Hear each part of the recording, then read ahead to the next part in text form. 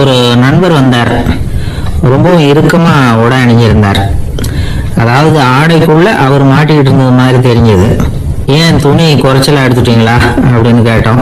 இல்லைங்க, எனக்கு எப்பவுமே இறுக்கமா உடை அணிகிறது தான் பிடிக்கும் அப்படின்னார்.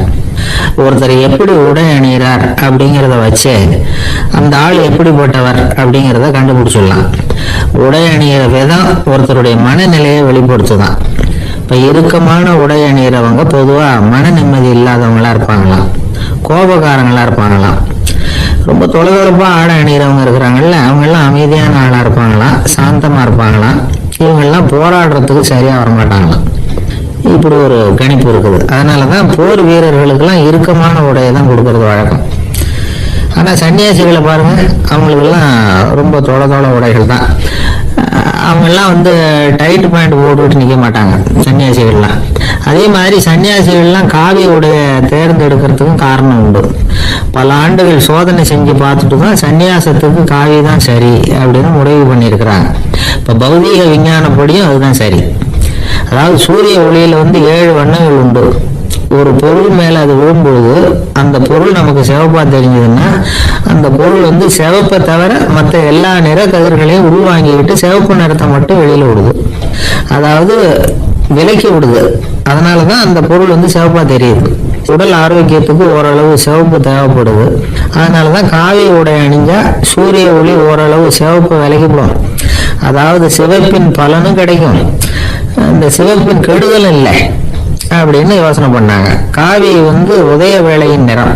கீழ் வானத்துல கதிர் உதிக்கிற வேளையில முதல் ஒளி தோன்றுகிற நேரத்துல காவி நிறம் தான் கசி. தியானம் செய்யறப்ப முதல்ல காணக்கூடிய ஒளி காவி நிறம் தான். தியானத்தின் உச்ச நிலையின் நிறம் நீலம். தியானம் காவி நிறத்துல ஆரம்பமாகி நீல நிறத்துல நிறைவடைகிறது அப்படிங்கிறார் ஓஷோ. நீலம் தியான சிகரம், காவி தியான ஆரம்ப குறியீடு, ஒரு சன்னியாசியின் ஆரம்ப தரிசனம் அப்படிங்கிறார் அவர். ஒருத்தர் நாள் பூரா காவி உடைய அணிஞ்சிருந்தா அந்த நிறம் அவருக்கு தியானத்தை பற்றிய நினைவை ஊட்டிக்கிட்டே இருக்கும். இப்படியே ஆடைக்கும் தியானத்துக்கும் இடையில ஒரு தொடர் ஏற்படுது. ஒரு துறவியின் உள்ளார்ந்த பண்பா அது மாறுது.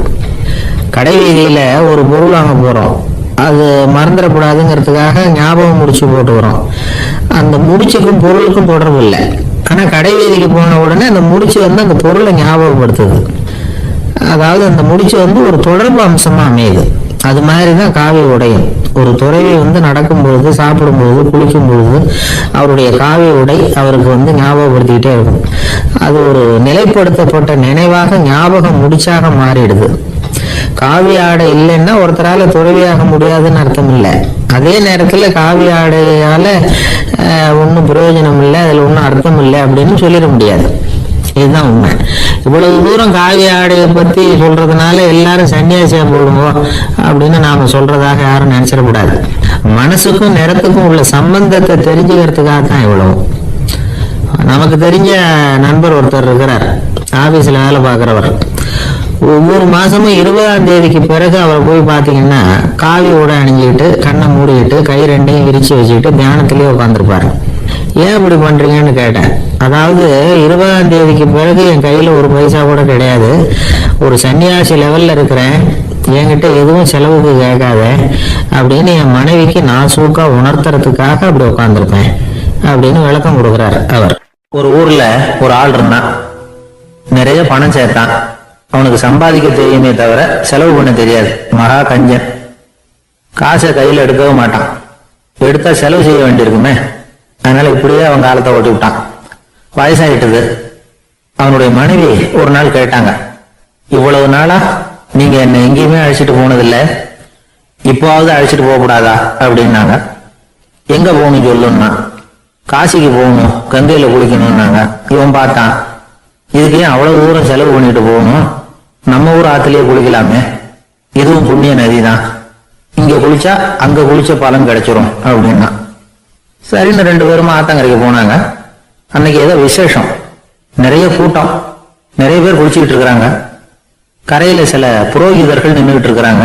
குளிக்கிறதுக்கு முந்தி அவங்க கிட்ட உட்காந்தா ஏதோ மந்திரம்லாம் சொல்லுவாங்க, கொஞ்சம் காசு கொடுக்க வேண்டியிருக்கும். அதனால இவன் என்ன பண்ணா, ஆத்தங்கரையிலேயே கொஞ்சம் தூரம் போனான். ஊரை விட்டு தள்ளி வந்துட்டான், அங்க யாருமே இல்லை. அப்பாடான்னு சந்தோஷப்பட்டான். குளிக்கலாம்னு புறப்பட்டான். இந்த நேரம் கடவுள் பார்த்தார், இந்த கஞ்சனுக்கு ஏதாவது புத்தி போகட்டணும் அப்படின்னு நினைச்சார். உடனே ஒரு புரோகிதர் மாதிரி உருவத்தை மாத்திக்கிட்டு அந்த ஆள் முன்னாடி வந்து நின்னார். அவனுக்கு அதிர்ச்சி, இங்க யாருமே இருக்க மாட்டாங்கன்னு நினைச்சா இங்கேயுமே ஒரு ஆள் வந்துட்டாரு, என்ன பண்றதுன்னு யோசனை பண்ணான். புரோகிதர் உருவத்தில் இருந்த கடவுள் சொன்னார், இத பாருங்க, இன்னைக்கு விசேஷ நாள், நீராடுறதுக்கு முன்னாடி சுயகல்பம் பண்ணிக்கிறது ரொம்ப நல்லது அப்படின்னார். என்கிட்ட பணம் எதுவும் இல்லையேன்னா, பரவாயில்ல அப்புறமா கொடுங்க வாங்கிக்கிறேன், ஆனா ஒண்ணு, எவ்வளவு கொடுப்பீங்கிறத மட்டும் இப்பவே சொல்லி கொடுங்க அப்படின்னார். இவன் ரொம்ப யோசனை பண்ணான், ஒரு 10 பைசா தரேன் அப்படின்னா. சரின்னு ஒத்துக்கிட்டு எல்லா கிரியைகளையும் அவர் செஞ்சார். அதுக்கப்புறம் கணவனும் மனைவியும் ஆத்துல குளிச்சாங்க. அவர் போயிட்டார். கொஞ்ச நாள் கழிச்சு அவன் வீட்டுக்கு வந்தார் கடனை வசூல் பண்றதுக்கு. வாசல்ல நின்றுகிட்டு இருந்த அவன் மனைவி இவரை பார்த்ததும் தயங்க ஆரம்பிச்சாங்க. அந்த அம்மா கிட்ட விஷயத்த சொன்னார். அந்த அம்மா ஓடி போய் உள்ள இருக்கிற தன்னுடைய கணவர்கிட்ட சொன்னாங்க. அவன் யோசனை பண்ணான், இப்ப வெளியில போனா அவனுக்கு 10 காசு கொடுக்க வேண்டியிருக்கும், அதனால எனக்கு காய்ச்சல்னு அந்த ஆளுகிட்ட சொல்லிவிடு, இன்னொரு சந்தர்ப்பத்துல என்னை வந்து பார்க்க சொல்லு அப்படின்னா. அந்த அம்மா போய் சொன்னாங்க. அப்படிங்களா, அப்படின்னா அவரை நான் உடனே போய் பார்க்கணுமே அப்படின்னு உள்ள நுழைய ஆரம்பிச்சார். அவங்க மறுபடியும் இருங்க அதை வரேன்னு சொல்லிட்டு உள்ள ஓடி விஷயத்த சொன்னாங்க. இது ஏதுடா வம்பா போச்சு அப்படின்னு பார்த்தான். மனைவி கிட்டத்துல கூப்பிட்டான், இந்த பாரு, ஜன்னி கண்டு நான் இறந்து போயிட்டதா சொல்லிவிடு அப்படின்னா சொன்னாங்க. புரோகிதர் பார்த்தார். அப்படின்னா ஒரு வழியா இருந்து அவருடைய இறுதி சடங்குகளையும் நானே முடிச்சுட்டு போயிடுறேன் அப்படின்னார். உள்ள இருந்தவன் யோசனை பண்ணான், அந்த ஆடு என்ன விடமாட்டான் போல இருக்கு, அதனால ஒரு சவப்பெட்டியில என்னை வச்சு தூக்கிக்கிட்டு மயானத்துக்கு போங்க பாத்துக்கலாம் அப்படின்னா. புரோகிதரும் விடுற மாதிரி இல்ல, கூடவே நடந்து போயிட்டு இருக்கிறார். அங்க இறக்கி சடங்குகளை முடிச்சுட்டு தீ வைக்கிற நேரம் பொட்டிக்குள்ள இருந்த நம்மால அலறி அடிச்சுட்டு வெளியில ஓடி வந்தான். புரோகிதர் உருவத்தில் இருந்த கடவுள் சிரிச்சார், தன்னுடைய சுய உருவத்தை காட்டினார். அதுக்கப்புறம் அவனை கூப்பிட்டு, இத பாருப்பா, ஏன் இப்படி அல்லாடுற, ஏதாவது வர வேணும்னா கேள் தரேன் அப்படின்னார். அவன் யோசனை பண்ணான், பகவானே, ஒரே ஒரு வரம் தான் உங்ககிட்ட கேட்கணும்னா என்ன வேணும் கேளுன்னார். அந்த 10 பைசா தட்சணையை தள்ளுபடி பண்ணா போதும் அப்படின்னா. கடவுளும் சரின்னு சொல்லிட்டு போயிட்டார். இப்படி ஒரு கதையை சுவாமி சிவானந்தர் சொல்லியிருக்கிறார். செல்வந்தர்கள் பல பேர் இப்படித்தான் இருக்கிறாங்க, தாங்களும் அனுபவிக்க மாட்டாங்க, அடுத்தவங்களுக்கும் கொடுக்க மாட்டாங்க. இது மாதிரியான கஞ்சர்களுக்கு இந்த உலகம் இல்லை அந்த உலகம் இல்லைங்கிறார் அவர். இந்த கதையில கடவுள் கடன் வசூலுக்கு வந்தது மாதிரி நம்ம ஊர் ஆள் ஒருத்தன் இன்னொருத்தர்கிட்ட 10 பைசா கடன் கொடுத்துட்டான். திருப்பி வாங்கறதுக்கு நடையா நடக்கிறான். கடைசியா கேட்டான், நீ எப்பதான் கடனை திருப்பி தர போற, அதை முடிவா சொல்லுன்னா. வர்ற வியாழக்கிழமை கண்டிப்பா கொடுத்துருவேன் அப்படின்னு அவன். அன்னைக்கு நான் ஊர்ல இருக்க மாட்டேன் அப்படின்னு இவன். அதனால என்ன, நானும் தான் அன்னைக்கு ஊர்ல இருக்க மாட்டேன் அப்படின்னு. ஒரு பெரியவர்கிட்ட பேசிக்கிட்டு இருந்தேன். அவரு என்கிட்ட ஒரு கேள்வி கேட்டார். திருடர்கள் எத்தனை வகை தெரியுமா உனக்கு அப்படின்னார். இதுதான் அவர் கேட்ட கேள்வி. எதுக்காக என்ன பார்த்து அந்த கேள்வி கேட்டாரு தெரியல. இருந்தாலும் நான் அவருக்கு பதில் சொன்னேன். திருடர்கள்ல எத்தனையோ வகை உண்டுங்க. கார் திருடன், சைக்கிள் திருடன், முகமூடி திருடன், எப்படி சொல்லிட்டே போலாம். இருந்தாலும் என்னுடைய சிற்றறிவுக்கு எட்டின வரையில திருடர்களை 2 வகையா பிரிக்கலாம் அப்படின்னு நினைக்கிறேன். ஒன்னு ராத்திரியில திருடுற திருடன், இன்னொருத்தன் பகல்ல திருடுற திருடன். அதாவது பகல் திருடன், ராத்திரி திருடன் அப்படின்னு பெரியவர் சிரிச்சார். என்ன சிரிக்கிறீங்களா, என்ன கள்வர்கள் 4 வகை அப்படின்னு ஆரம்பிச்சார். எப்படின்னு கேட்டேன். சாப்பாட்டுக்கு இல்லாம திருடுறாங்க பாருங்க, அது ஒரு வகையான். சாப்பாட்டுக்கு இருந்தும் திருடுறாங்க பாருங்க, அது ஒரு வகையான். இதை தவிர இன்னும் ஒரு 2 வகை திருட்டு உண்டு. அது என்னன்னா, ஆண்டவன் கிட்ட இருந்து நாம திருடுற திருட்டு, இன்னொன்னு என்னன்னா நம்ம கிட்ட இருந்து ஆண்டவன் திருடுற திருட்டு அப்படின்னார். எனக்கு ஒண்ணும் புரியல. என்ன சார் இது, ஆண்டவனையே திருடன்னு சொல்றீங்களே அப்படின்னு ஆச்சரியமா. ஆமாங்க, ஆண்டவனை கல்வன்னு சொல்றது இல்லையா. காஞ்சிபுரத்துக்கு பக்கத்துல திருக்கார்வனம் அப்படின்னு ஒரு ஊர் இருக்கு. அங்க உள்ள பெருமாளுக்கு கல்வர்னு தான் பேரு. அது மட்டும் இல்ல, திருமங்கையாழ்வார் தம்முடைய திரு நெடுந்தாண்டகத்துல கார்வனத்துள்ளாய் கல்வா அப்படின்னு தான் அழைக்கிறார் அப்படின்னு நிறைய உதாரணம்லாம் சொல்ல ஆரம்பிச்சார்.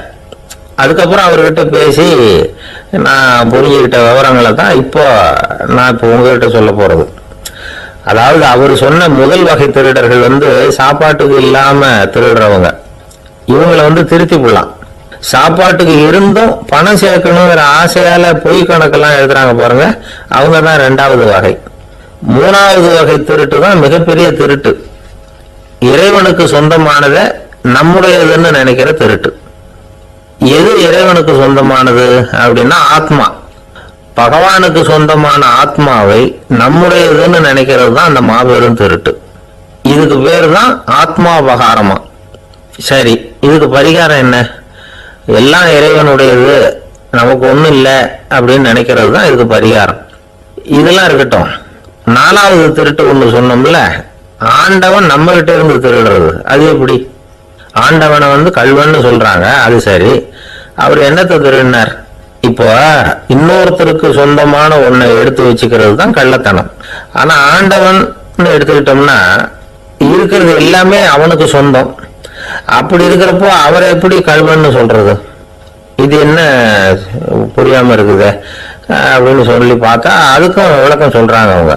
அதாவது ஆண்டவனுக்கு உருவமே கிடையாது, அருவமா இருக்கிறவன், அதாவது உருவம் இல்லாம இருக்கிறவன். அப்படி உள்ள பகவான் நம்மள மாதிரி உருவத்துல இருக்கிறான். நம்மள மாதிரியே கைய காலு மூக்கெல்லாம் இருக்குது ஆண்டவனுக்கு. இந்த உருவம் நம்ம கிட்ட இருந்து திருடினது தானே. அவன் தன்னுடைய உண்மையான திருமணியை நமக்கு காட்டாம, அதாவது தரிசனம் கொடுக்காம இருக்கிறது கள்ளத்தனம் தானே. அதனால்தான் இதுவும் ஒரு பெரிய திருட்டு, இருக்கிறதுலே மிகப்பெரிய திருட்டு அப்படிங்கிறார். என்கிட்ட பேசிக்கிட்டு இருந்தாரு, இந்த விஷயம்லாம் சொல்லிட்டு இருந்தாரு இந்த பெரியவர். அதாவது திருட்ட ஆன்மீக நோகத்துல அவர் பாக்குறார். நம்ம பார்வையில இதை விட அபூர்வமான திருட்டுலாம் இங்க உண்டு, அபூர்வமான திருடர்களும் உண்டு. ஒரு திருடன் சிறையிலிருந்து விடுதலையாகி வெளியில போனான். கொஞ்ச நாள்ல மறுபடியும் திரும்பி ஜெயிலுக்கு வந்துட்டான். அப்போ சிறை அதிகாரி அவனுக்கு அறிவுரை சொன்னாராம். ஏன்பா இப்படி அடிக்கடி தப்பு பண்ணிவிட்டு ஜெயிலுக்கு வந்துடுறிய, உனக்கு சொந்த பந்தம் எதுவும் இல்லையா? உனக்கு அப்பா அண்ணன் தம்பிகள் அவங்க கூட எல்லாம் சேர்ந்து வாழணுங்கிற ஆசை இல்லையா அப்படின்னு கேட்டிருக்காரு. அவங்களோட சேர்ந்து வாழணுங்கிற ஆசை எனக்கு நிறைய உண்டுங்க சார் அப்படின்னு அவன். அப்புறம் எதுக்கு இப்படி ஜெயிலுக்கு வந்துடுற அப்படின்னாரான் அவரு. அவங்க எல்லாருமே இங்கே தானே சார் இருக்காங்க அப்படின்னு அவன். ஒரு ராஜா இருந்தார். நாடு பூராவும் நிறைய மரங்களை நட்டு வளர்க்கணுங்கிறது அவரோட ஆசை. தானே அதுக்கு முன்மாதிரியா இருக்கணும்னு நினைச்சார். அரண்மனையை சுத்தி மரங்களை நட்டு வளர்த்தார். இதை பார்த்துட்டு ஜனங்களும் அவங்கவுங்க வீட்டை சுத்தி மரக்கன்றுகளை நட்டு வளர்த்தாங்க. கொஞ்ச காலத்துல ஊரு பூரா பசுமையா மாறிச்சு. எல்லாருக்கும் சந்தோஷமா இருந்தது. இது ஒரு பக்கம் இருக்கட்டும். இப்ப நான் சொல்ல போற கதை வேற. அதாவது அந்த ராஜா ஒரு நாள் தன்னுடைய அரண்மனைய சுத்தி இருக்கிற விதவிதமான மரங்களை எல்லாம் போய் பார்த்தார். எப்படி இருக்கிறீங்க அப்படின்னு ஒவ்வொரு மரத்துக்கிட்டையும் விசாரிச்சாராம். எந்த மரமும் சந்தோஷமா இருக்கிறதா தெரியல. அதுக்கும் மனசுல ஒரு குறை.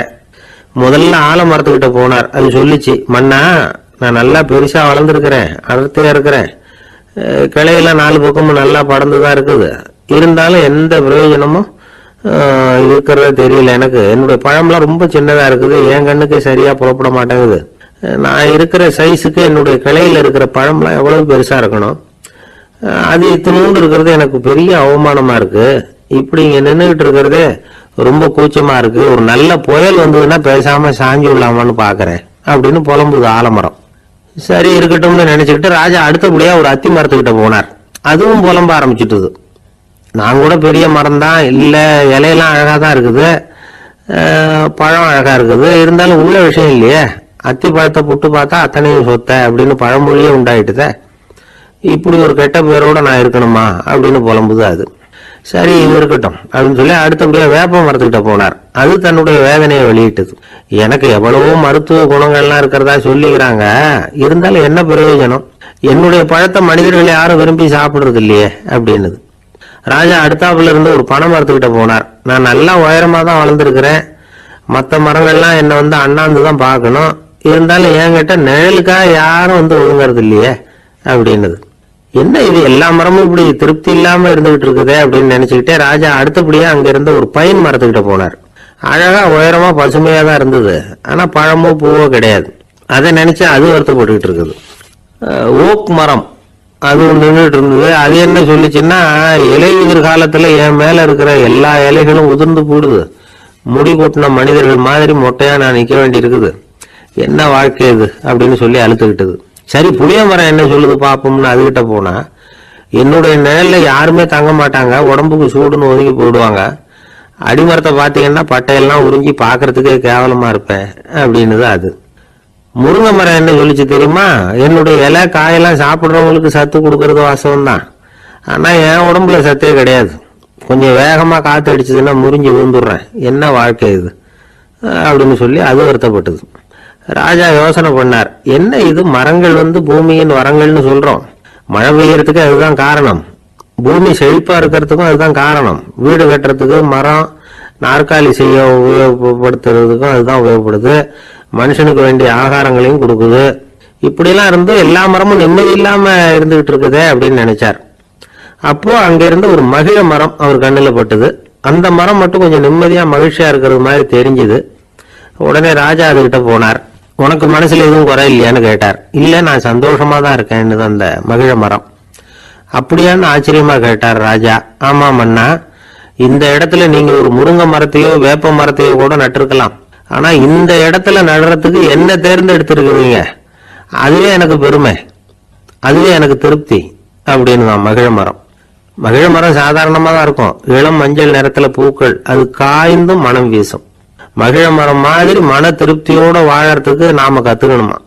நாம இந்த உலகத்துல ஒரு நாயாவோ நரியாவோ கூட பிறந்திருக்கலாம், மனுஷனா பிறந்திருக்கிறோம், அதுவே பெருமை தானே. இந்த நிறைவு தான் மகிழ்ச்சியின் ரகசியம். ஒரு பையன் அப்பா கிட்ட போய், அப்பா நீங்க இந்த உலகத்துல ஒரு மனுஷனா பிறந்தது என்னோட அதிர்ஷ்டம் நானா. ஏண்டா அப்படி சொல்றேன்னு இருக்காரு அப்பா. நீங்க ஒரு கரடியா பிறந்திருந்தா இந்நேரம் நானும் ஒரு கரடி குட்டியா தானே இருந்திருப்பேன் அப்படின்னு பையன். அவர் ஒரு பெரிய குடும்பத்துல பிறந்தவர். இருக்கிற சொத்துக்கள் எல்லாத்தையும் வாரி வாங்கிவிட்டு காட்டுக்கு புறப்பட்டார் தவம் செய்யறதுக்காக. இருந்தது ஊராவும் கொடுத்துட்டார், இனிமே எதுவுமே இல்லை கொடுக்கறதுக்கு. அப்போ கடைசியா ஒருத்தன் கையை நீட்டினானா, ஐயா ஏதாவது கொடுங்கன்னு இருக்கான். அவர் பார்த்தார், கட்டி இருக்கிற வேட்டியை தவிர வேற எதுவுமே இல்லை, 8 முழம் பட்டு வேட்டி, ஜரிகை கரையோட இருக்குது. கடைசியா அதை தான் எடுத்துக்கிட்டு அவர் புறப்பட்டு இருக்கார். அவர் பார்த்தார், எதிரில் அவன் பரிதாபமா நின்றுட்டு இருக்கிறான். அந்த 8 முழ வேட்டி 2ஆ கிழிச்சார். 4 முழத்தை அவங்ககிட்ட கொடுத்தாரு, மீதி 4 முழத்தை தன்னோட இடுப்புல கட்டிட்டு அவர் காட்டுக்கு போயிட்டார். இவன் என்ன பண்ணான் தெரியுமா, கையில கிடைச்ச 4 முழத்தை எடுத்துக்கிட்டு கடை வீதிக்கு போனான். பழைய பட்டு வேட்டி ஜரிகை இதெல்லாம் விலைக்கு வாங்குற வணிகர் ஒருத்தர் இருக்கார், அவர்கிட்ட போனான். இதை விலைக்கு எடுத்துக்கிறீங்களா அப்படின்னு கேட்டிருக்கான். அவர் வாங்கி பார்த்திருக்காரு. ஆஹா, இது ரொம்ப அருமையான வேட்டி, விலை உயர்ந்த ஜரிகை, இது ஏது உனக்கு அப்படின்னு கேட்டாரான். அவன் நடந்தது சொல்லியிருக்கான். அப்படின்னா ஒண்ணு செய்ய, இந்த வேட்டியோட இன்னொரு பாதியையும் மெதுவா வாங்கிட்டு வந்துரு, உனக்கு நிறைய பணம் தர்றேன் அப்படின்னாரான் அந்த வணிகர். இவன் கொஞ்சம் யோசனை பண்ணி பார்த்தான். கொஞ்சம் இருங்கட்ட வந்துடுறேன் அப்படின்னு சொல்லிட்டு நேரா காட்டுக்கு போனான். அவர் எங்க இருக்காருன்னு தேடி கண்டுபிடிச்சான். அவரு ஒரு இடத்துல தவக்கோலத்துல இருக்கிறார். கட்டியிருந்த இடவேட்டியும் அவர் அறியாமல் நழுவி கீழே விழுந்து கிடக்குது. இவனுக்கு ரொம்ப வசதியா போச்சு, அவரை கேட்க வேண்டிய அவசியமே இல்லை. மெதுவா சத்தம் போடாம அடி மேல அடி வச்சு நெருங்கினான். அவர் கண்ணை மூடிக்கிட்டு அவர் பாட்டு நின்றுட்டு இருக்கிறார். இவன் மெதுவா போய் கீழே கிடந்த அந்த துணியை எடுத்துக்கிட்டு சத்தம் போடாம திரும்பி நடந்தான். ஒரு 2-3 அடி எடுத்து வச்சிருப்பான். அப்படி ஓட ஆரம்பிக்கிற சமயத்துல அவன் காலில் கீழே கிடந்த முள்ளு உள்ள நறுப்புன்னு கழிச்சுட்டு வலி தாங்க முடியாம அம்மான்னு கத்திருக்கான். இந்த சத்தத்தினால கண்ணை மூடி நின்றுட்டு இருந்த அவரோட தவம் கலைஞ்சது. மெல்ல கண்ணை திறந்து பார்க்கிறார். தன் இடையில இருந்த வேட்டி அவன் கையில இருக்கு. இப்ப அவர் நினைக்கிறார், என்ன நினைக்கிறாருன்னா, இந்த வேட்டி மீது நான் வைத்த ஆசை அல்லவா அவனை திருடனாக ஆக்கி விட்டது அப்படின்னு நினைச்சான். இந்த வேட்டி மேல நாம வச்ச ஆசை அவனை திருடும்படி ஆகிவிட்டது அப்படின்னு நினைச்சாராம். இது எப்பேற்பட்ட மனநிலை அப்படிங்கறத கொஞ்சம் யோசனை பண்ணி பாருங்க. தான் ஒரு பொருள் மேல வச்ச பற்று இன்னொரு மனிதன் திருடனாக ஆகிறதுக்கு காரணம் ஆயிட்டதுன்னு நினைக்கிறார். அப்படி நினைச்ச அந்த பெரியவர் யார் தெரியுமா? அவர் தான் மகாவீரர். இழந்துட்டேங்கிறிய, நீ என்னத்தை கொண்டுகிட்டு வந்த எங்க இழந்துடுறதுக்கு? நீ என்னத்தை உண்டாக்குன இது அழிஞ்சுட்டுன்னு சொல்றதுக்கு? இதுதான் அவருடைய சிந்தனை. இன்றைக்கு நம்ம சிந்தனை எல்லாம் வேற மாதிரி இருக்குது. ஒருத்தன் நடுத்தருவில் உட்காந்து அழுதுகிட்டு இருந்தான். அந்த வழியா வந்தவர் ஒருத்தர், ஏன்பா அழறேன்னு கேட்டாராம். 5 ரூபா சார், இந்த இடத்துல விழுந்துட்டுது, ரொம்ப நேரமா தேடுறேன், கிடைக்காது போல இருக்கு அப்படின்னு சொல்லிட்டு அழறான். எப்போ தொலைஞ்சதுன்னு கேட்டாராம் அவரு. அது எனக்கு தெரியாது சார், பணத்தை தொலைச்சவன் தேடி பார்த்துட்டு போயிட்டான், நான் அவனுக்கு பின்னாடி தேட வந்தவன் அப்படின்னு நானா இவன். ஒரு சிகை அலங்கார கூடம், ரொம்ப சுறுசுறுப்பா எல்லாரும் வேலை செஞ்சுட்டு இருக்கிறாங்க. முடி வெட்டிக்க வந்திருக்கிறவங்க நிறைய பேர், எல்லாரும் வரிசையா உட்காந்துருக்கிறாங்க. அந்த சமயத்துல திடீர்னு கதவை திறந்துகிட்டு ஒருத்தர் உள்ள வர்றாரு. அவரு ஒரு பெரிய மனிதர், அவரும் முடி வெட்டிக்கிறதுக்காக தான் உள்ள வந்திருக்கிறாரு. அவரை பார்த்த உடனே எங்க வரிசையில உட்காந்துருந்தவங்க எல்லாரும் எழுந்திரிச்சு அவர்கிட்ட வந்துட்டாங்க. அவரை சுத்தி நின்றுட்டாங்க. எப்படி இருக்கிறீங்க, நல்லா இருக்கீங்களா அப்படின்னு விசாரிக்க ஆரம்பிச்சுட்டாங்க. எல்லாம் முடிஞ்சதும் வந்தவர் கேட்டார், வரிசையில கடைசியா இருக்கிறவர் யார் அப்படின்னு கேட்டார். ஏன்னு கேட்டாங்க. நான் அதுக்கு அடுத்தபடியா உட்காரணும், அதுக்காக தான் கேட்கிறேன் அப்படின்னார். உடனே அங்க இருந்தவங்க எல்லாம் என்ன சொன்னாங்க தெரியுமா, நீங்க வரிசையில காத்திருக்க கூடாது, நீங்க அரசாங்கத்தின் தலைவர், உங்களுக்கு நேரம் முக்கியம், அதனால நீங்க முன்னாடி போங்க அப்படின்னு சொன்னாங்க. ஆனா அதை அவர் கேட்கல. தோழர்களே, உங்களுடைய கருத்துக்கு ரொம்ப நன்றி, எல்லாரும் வரிசையா தான் வரணும், அதுதான் முறை, வரிசையில வரணுங்கிற நடைமுறையை நானும் பின்பற்ற விரும்புறேன், நாம எல்லாரும் சமமானவர்கள் அப்படின்னார். இப்படி சொல்லிவிட்டு வரிசையில கடைசியா இருந்த ஒரு நாற்காலியில போய் உட்காந்துக்கிட்டார். தன் சட்டை பையில இருந்த ஒரு செய்தித்தாளை எடுத்தார், படிக்க ஆரம்பிச்சிட்டார். ஆனா அங்க இருந்தவங்களால இதை பார்த்துக்கிட்டு சும்மா இருக்க முடியல. ஒருத்தர் எழுந்திரிச்சு வந்தார். ஐயா, இப்ப என்னுடைய முறை வந்திருக்குது, நான் தான் போக வேண்டிய முறை, உங்களை இங்க காத்திருக்க வைக்கிறத விட ஒரு 5 ஆண்டுகளுக்கு கூட நான் முடிவெட்டிக்காம இருந்துட முடியும் அப்படின்னார். அவர் மறுபடியும் சொன்னார், ஐயா, நீங்க வரிசை முறையை தாண்டி போக விருப்பப்படல, சரி, ஆனா என்னுடைய முறையை மாத்தி கொடுக்கறதுக்கு எனக்கு முழு உரிமை இருக்குது, இதுக்கு பதிலா உங்களுடைய கடைசி இடத்தை நான் எடுத்துக்கிறேன், இதை நீங்க மறுக்க முடியாதுன்னார். அங்க இருந்த மற்றவங்களும் இதை ஒரு மனசா வற்புறுத்த ஆரம்பிச்சுட்டாங்க. அந்த பெரிய மனிதர் பார்த்தார், சரின்னு கடைசியா ஒத்துக்கிட்டார். அவர் யார் தெரியுமா, அவர் தான் மாவீரர் லெனின். ரஷ்யாவில் கிரெம்ளின் சிகை அலங்கார கூடத்துல தான் இது நடந்தது. எல்லாரும் இந்நாட்டு மன்னர்கள்னு வாயளவுல பேசுறதுல என்ன பிரயோஜனம், நாம எல்லாரும் சமம்ங்கிறத நடைமுறையில கடைபிடிச்சு காட்டினவங்க கொஞ்சம் பேர் தான். அவங்கள ஒருத்தர் தான் லெனின். வரிசையில் நின்று வர்றதுங்கிறது ஒரு சிறந்த பண்பு, உயர்ந்த பண்பு. இன்னைக்கு பல இடங்கள்ல அது நமக்கு தேவைப்படுது. ஒரு ரேஷன் கடைவாசல், கடை திறக்கிறதுக்கு முன்னாடியே எல்லாரும் வரிசையில நின்றுட்டாங்க. கடைசியா வந்த ஒருத்தர் கியூல முன்னாடி போறதுக்கு முயற்சி பண்றாரு. ஏற்கனவே நின்றுட்டு இருக்கிறவங்க அவரை முன்னாடி போறதுக்கு விட மாட்டேங்கிறாங்க. கடைசியா போய் நில்லையா அப்படின்னு எல்லாரும் கத்துறாங்க. அதான் அவர் காதுல வாங்கல, முண்டி அடிச்சுக்கிட்டு முன்னாடி போறதுக்கே முயற்சி பண்ணிட்டு இருக்கிறார். எல்லாரும் சேர்ந்து அவரை வலுக்கட்டாயமா இழுத்து கொண்டாந்து பின்னாடி கொண்டு போய் நிறுத்திவிட்டாங்க. நிறுத்திவிட்டு சொன்னாங்க, இதை பாருப்பா, நாங்க இருக்கிற வரைக்கும் நீங்க முன்னாடி போய் எதையும் வாங்க முடியாது, தெரிஞ்சுக்கோ அப்படின்னாங்க. இப்போ அந்த ஆளு சொன்னாராம், நான் இங்க பின்னாடி நிக்கிற வரைக்கும் நீங்களும் எதுவும் வாங்க முடியாது அப்படின்னாராம். ஏன்னு கேட்டிருக்கிறாங்க. நான் தான் அந்த கடையை திறக்க வேண்டிய ஆள் அப்படின்னா. தேசத்து மேலையும் தாய்மொழி பேர்லையும் செலுத்துற அன்புக்கு அபிமானம்னு பேர். தேசாபிமானம்னு சொல்றமே இதுதான். ஒரு கணவன் மனைவி பேர்ல காட்டுற அன்புக்கு காதல்னு பேரு. கடவுள் பேர்ல செலுத்துற அன்புக்கு பக்தின்னு பேரு. இப்படி அன்புல பல ரகம் இருக்கிறப்போ அதுல உள்ள வித்தியாசம் தெரியாம இடம் மாத்தி அன்பு காட்டினா இடைஞ்சல் தான். சரி, இந்த அன்பை பத்தி விஞ்ஞானம் என்ன சொல்லுது தெரியுமா? இதயத்தை பாதுகாக்கிறதுக்கு முக்கியமா தேவைப்படுற ஒண்ணு இந்த அன்புதான்னு சொல்லுது. நெதர்லாந்து விஞ்ஞானிகள் இது ஆராய்ச்சி பண்ணியே கண்டுபிடிச்சிருக்கிறாங்க. கொஞ்சம் முயல் குட்டிகளை 2 பிரிவா பிரிச்சாங்க. 2 குரூப்புக்கும் கொழுப்பு அதிகமா உள்ள ஆகாரத்தையே கொடுத்துட்டு வந்தாங்க. ஆனா ஒரு குரூப்புக்கு வெறுமன ஆகாரத்தை கொடுத்ததோட சரி, இன்னொரு குரூப் முயல்களுக்கு ஆகாரம் கொடுத்ததோட நிறுத்திக்கல. அதுக்கு முன்னாடி கூண்டுகளை திறந்து விட்டு முயல்களை கொஞ்ச நேரம் எடுத்து கொஞ்சி விட்டு அதுக்கப்புறமா ஆகாரம் கொடுத்தாராம் ஆராய்ச்சியாளர். இந்த குரூப்புக்கு இதய பாதிப்பு 60% குறைச்சலா இருந்ததுதான். சில நோயாளிகளுக்கு ஹார்ட் அட்டாக் வந்தாலும் அதை தாங்கிக்கிட்டு குணமாகிற சக்தி அதிகமா இருக்குது. இது எப்படின்னு ஆராய்ச்சி பண்ணி பார்த்திருக்கிறாங்க. அவங்க எல்லாம் மனைவி தன் பேர்ல ரொம்ப அன்பா இருக்கிறதாக நினைக்கிறவங்களா இருக்கிறாங்களாம். இதய நோயாளிகள் பல பேரை சந்திச்சு இதய நோய் ஏற்பட என்ன காரணம்னு கேட்டிருக்கிறாங்க.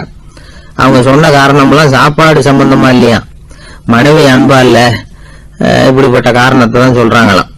அதனால இதயத்தை பாதுகாக்கணும்னு நினைக்கிறவங்க அடுத்தவங்க அன்பா இருக்கிறது மாதிரி பாத்துக்கோங்க, அதுதான் முக்கியம்.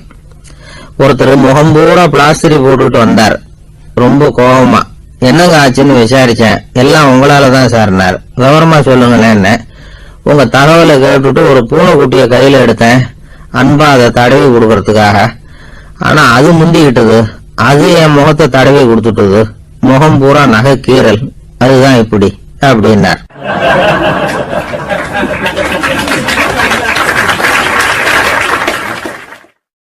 ஒரு ஆள் இருந்தான், நிறைய பணம் சம்பாதிச்சான். ஆனா செலவு பண்ண மனசு வரல, கருமி. அவன் என்ன பண்ணா, சேர்த்த பணம் பூராவையும் ஒரு மரத்தடியில புதைச்சு வச்சிருந்தான். வாரத்துக்கு ஒரு தடவை அந்த மரத்தடிக்கு வருவான், புதைச்ச இடத்த ஆவலோட பார்த்துக்கிட்டு இருப்பான், அதுக்கப்புறம் போயிடுவான். அவ்வளவுதான். ஒரு நாள் ஒரு திருடன் வந்தான், இவன் புதைச்சு வச்சிருந்ததெல்லாம் எடுத்துட்டு போட்டான். இது தெரிஞ்சு போச்சு. அந்த கருமி புலம்ப ஆரம்பிச்சுட்டான். இவன் புலம்பல கேட்டதும் அக்கம் பக்கத்துல இருந்தவங்க எல்லாம் ஓடி வந்தாங்க. என்ன விஷயம்னு விசாரிச்சாங்க. இவன் சொன்னான். ஒரு பெரியவர் கேட்டார், ஏப்பா வாரம் வந்து இந்த இடத்த பாக்குறதாக சொன்னியே, எப்பவாவது இதுல இருக்கிற பணத்தை எடுத்து செலவு பண்ணிருக்கியா அப்படின்னு கேட்டார். நான் அப்பப்போ வந்து அதை பாக்குறது தான் வழக்கம், அதை தொட்டதே இல்லைன்னு. சரி அப்படின்னா இப்பவும் நீ அதே மாதிரி வாரம் ஒரு தடவை வந்து இந்த இடத்த பார்த்துட்டு போகலாமே அப்படின்னாராம் அந்த பெரியவர். அதுவும் சரிதானே, எவ்வளவு காலமானாலும் அவன் அந்த பணத்தை எடுத்து செலவு பண்ண போறதில்ல. அப்படி இருக்கிறப்ப உள்ளே பணம் இருந்தாலும் ஒண்ணுதான், இல்லாம போனாலும் ஒண்ணுதான். இதுல இருந்து என்ன புரியுதுன்னா, ஒருத்தர் கிட்ட இருக்கிற பணத்தை கொண்டு அவரு பணக்காரரா ஏழையா அப்படின்னு முடிவு செய்யறது சரியில்லை. அந்த செல்வத்தை அனுபவிக்கிற திறன், பயன்படுத்துற திறன், அதை வச்சுதான் அவர் ஏழையா பணக்காரரா அப்படிங்கறத நிர்ணயம் பண்ணணும். அதுதான் சரி. செலவு பண்ண தெரியாதவன் சேகரம் பண்ணிட்டே இருக்கிறதுனால என்ன பிரயோஜனம்? தலைமுடியே இல்லாதவன் தாராளமா சீப்புகளை வாங்கி சேகரம் பண்றது மாதிரி தானே இது. சில சமயம் செலவு பண்ண நாம தயாரா இருந்தா கூட அந்த செல்வம் நமக்கு பயன்படுறதில்லை. அரேபியாவில் ஒரு நகை வியாபாரி விலை உயர்ந்த முத்துக்களை எல்லாம் அவர் வச்சு வியாபாரம் பண்ணிட்டு இருந்தார். அவர் ஒரு சமயம் ஒரு பாலைவனம் வழியா போயிட்டு இருக்கிறார் ஒட்டகத்துல. அப்போ திடீர்னு கடுமையான புயல் வீச ஆரம்பிச்சுட்டு திசை தவறி இவர் எங்கேயோ வந்துட்டார். கூட வந்தவங்களையும் காணல, எங்க போனாங்களோ தெரியல. இவர் ரொம்ப பயந்து போய் அங்கேயும் எங்கேயுமா அலைஞ்சு திரியிறார். வழியே தெரியல, பசி கடுமையாயிட்டுது. ஒட்டகத்து முதுகுல ஒரு மூட்டை இருந்தது, அதை பிரிச்சு பார்த்தார். உள்ள ஏதாவது இருக்கான்னு தேடி பார்க்கிறார். அது வரைக்கும் கண்ணுல தட்டுப்படாத அபூர்வமான ஒரு பை கண்ணில் போட்டது. ஆஹா, அதுல ஏதாவது சாப்பிட்றதுக்கு இருக்கும் அப்படின்னு நினைச்சு ஆவலா அதை பிரிச்சு பார்க்கிறார். அந்த பையில விலை உயர்ந்த முத்துக்கள் நிறைய இருந்துதான். அப்பதான் அவர் நினைச்சாராம், விலை உயர்ந்த முத்துக்கள் கூட சாப்பிடுறதுக்கு உணவாக முடியாது அப்படிங்கிறத புரிஞ்சுக்கிட்டாராம். எந்த நேரத்துல எது நமக்கு தேவையோ அது நமக்கு தாராளமா கிடைக்கணும். அப்படி அது கிடைக்கிறதுக்கு நம்ம கிட்ட இருக்கிற செல்வம் பயன்படணும். அது நமக்கும் பயன்படலாம், நம்ம மூலமா அடுத்தவங்களுக்கும் பயன்படலாம். அதுதான் செல்வத்தின் பயன். ஒரு மரத்தடியில ஒருத்தன் உட்காந்து அழுதுகிட்டு இருந்தான். அந்த பக்கமா வந்த இன்னொருத்தன் ஏப்பா அழுதுகிட்டு இருக்கிறேன்னு கேட்டான். இந்த இடத்துலதான் பூமிக்கு அடியில பணம் இருக்குது, புதைச்ச இடம் தெரியல, அதான் அழறேன் அப்படின்னா. நல்லா ஞாபகப்படுத்தி பாரு, எந்த இடத்துல புதைச்ச அப்படின்னு கேட்டான் இவன். அது எப்படி எனக்கு தெரியும், புதைச்சு வச்சிருக்கிறவன் நான் இல்லையே, எங்க எழுத்து வீட்டுக்காரன் அப்படின்னானா இவன். ராமகிருஷ்ணர் வாழ்ந்த காலத்துல நடந்த ஒரு நிகழ்ச்சி இது. அப்போ ஒரு ஓவியர் இருந்தாராம்.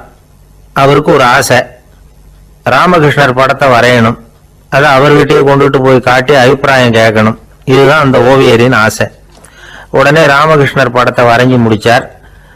அதை எடுத்துக்கிட்டு போனார். இவர் போன சமயம் அங்க ராமகிருஷ்ணர் சீடர்களோட உட்கார்ந்து இருக்கிறார். விவேகானந்தர் அங்க இருக்கிறார். இந்த ஓவியர் கொண்டுகிட்டு போய் தான் வரைந்த ஓவியத்தை அவர்கிட்ட காட்டினார். ராமகிருஷ்ண பரமஹம்சரின் ஓவியத்தை ராமகிருஷ்ணர்கிட்டயே காட்டுறார். ராமகிருஷ்ணர் என்ன பண்ணார் தெரியுமா, அந்த படத்தை பார்த்தார். உடனே அது காலை தொட்டார். குருதேவருடைய இந்த செயல் சீடர்களுக்கு ரொம்ப வியப்பை உண்டு பண்ணிச்சு.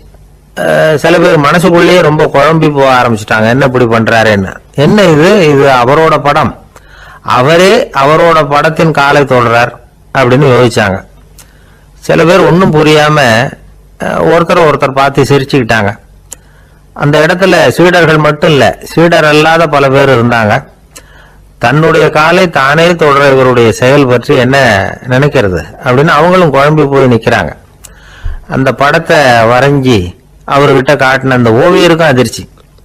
இருந்தாலும் அவர் சீடர் கிடையாது, அதனால கொஞ்சம் துணிச்சலை வர வச்சுக்கிட்டு கேட்டார், என்னங்க இது, என்னால என்னுடைய கண்களையே நம்ப முடியல, இது உங்க சொந்த உருவப்படம், நீங்க உங்க சொந்த கால்களையே தொடறீங்க, இது எங்களுக்கு கொஞ்சம் சங்கடமா இருக்குதே அப்படின்னார்.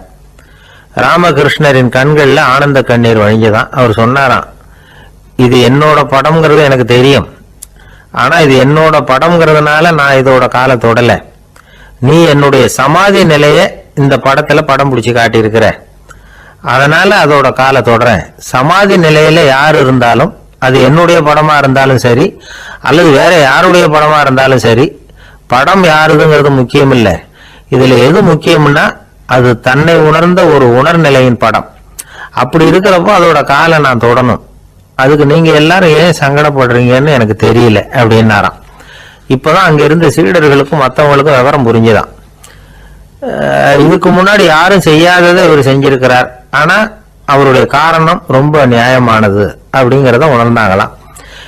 இதுவரைக்கும் ஆன்மீகத்துல சமாதி நிலை, அதாவது தன்னை உணர்ந்த நிலை பற்றி புரிஞ்சுக்கிட்டோம். இல்லறத்துல ஏற்படக்கூடிய சமாதி நிலை பற்றி உங்களுக்கு தெரியுமா?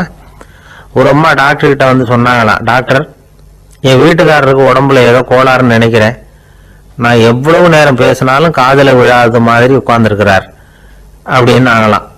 அதுக்கு அந்த டாக்டர் சொன்னாராம், அம்மா அது